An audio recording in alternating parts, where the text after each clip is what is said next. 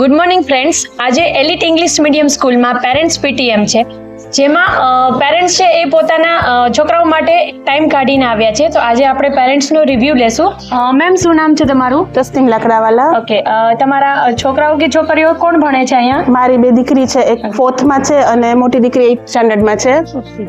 અને આ સ્કૂલમાં પહેલાથી ફર્સ્ટ સ્ટાન્ડર્ડ થી અહીંયા છે. તો સ્કૂલ વિશે તમારું શું કેવું છે કે પહેલા ધોરણથી લઈને અત્યારે છોકરીઓ 8th સ્ટાન્ડર્ડ સુધી પહોંચી છે? તો ના, સ્કૂલનો માહોલ ખરેખર ઘણો સરસ છે. ટીચર્સનું જે અમને પેરેન્ટ્સને સપોર્ટ છે, ગમે ત્યારે ફોન કરીએ તો બરોબર રિપ્લાય મળે છે. છોકરા ઉપર બરોબર ધ્યાન આપવામાં આવે છે. અને જો છોકરાઓ માટે કઈ ફરિયાદ હોય તો અમને તરત કોલ આવે છે કે તમારે આ વાતનું ધ્યાન રાખવાનું છે. અને રિલેટેડ તમે સેટિસ્ફાઈડ છો? હા, 100%. કે બધા ટીચર્સ એકદમ ફાઇન, એ લોકોની સમજાવવાની રીત સારી છે.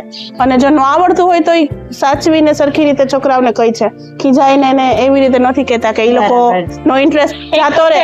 ની જેમ સપોર્ટ કરે છે. એટલે ટીચર્સ સાથે ફ્રેન્કલી છે, એમ ટીચર્સ બીતા નથી.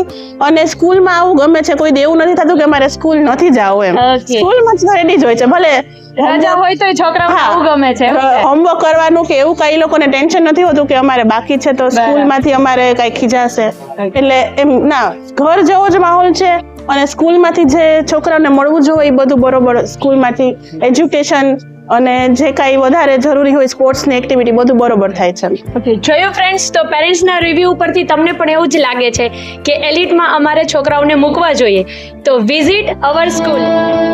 KG to PG1 and only second home preschool and elite educational institute.